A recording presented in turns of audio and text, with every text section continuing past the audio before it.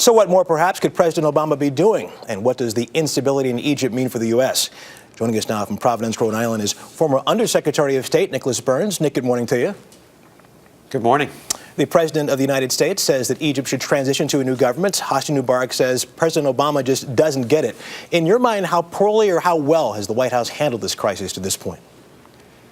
You know, Russ, I think the president's done very well because he's done two things that are very important in a dramatic and complex situation like this. He's clearly affirmed what the United States stands for. In his press conference yesterday, he was pushing for transition, very critical of the Egyptian government actions against the protesters, calling for President Mubarak to do the right thing. And on the other hand, the second thing I think he's done very well, he's working behind the scenes. We're a very influential country, the most influential country, I think, in Egypt.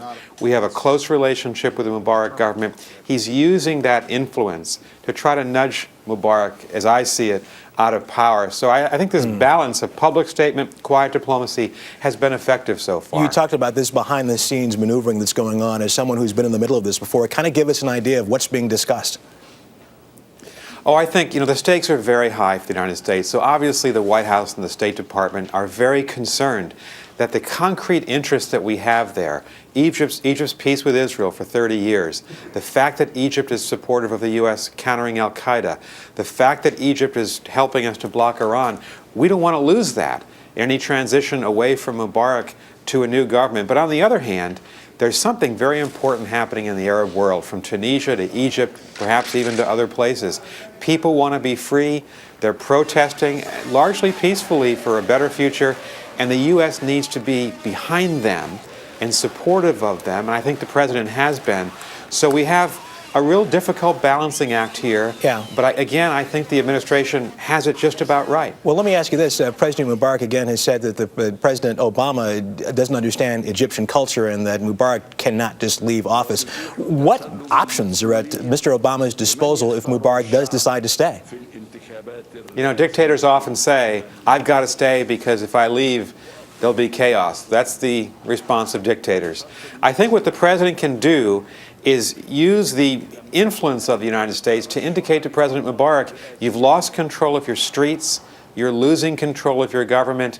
Why don't you hand off power to a group of your own advisors who might work with reformers in a transitional period to prepare the way, say, for a constitution and elections. And there are indications this morning and today in Egypt that the government is considering negotiations with a group of reformers, and I think that's a rather positive sign. You touched on this, but if this instability does continue in Egypt, what is the biggest danger for the U.S.?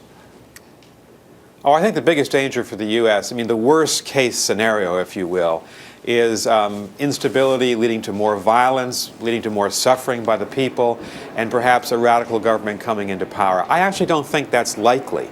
I think it's more likely that you're going to see a very confused, very difficult, very long period of slowly Mubarak understanding he's got to leave, a transitional period, and then, politics, reformers and people trying to work out a better way to govern Egypt. And the United States needs to be centrally involved behind the scenes, but I think the president's right. This is about Egyptians. They'll make these decisions, so we need to be a little bit respectful of their process. Very quickly, one option on the table is for the new vice president, Mr. Suleiman, to come on and take over as president. In your mind, how likely is that to happen?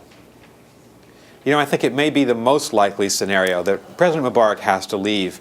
Omar Suleiman, experienced, his vice president, could then perhaps lead a caretaker government that would include some reformers so they could work out these problems. One of the difficulties here, Egypt hasn't had a democracy since 1952. Its entire history has been run by generals. The Egyptians need a period of time to work things out in a democratic way. Okay, Nicholas Burns, as always, we appreciate your insight. Thanks so much. Thank you.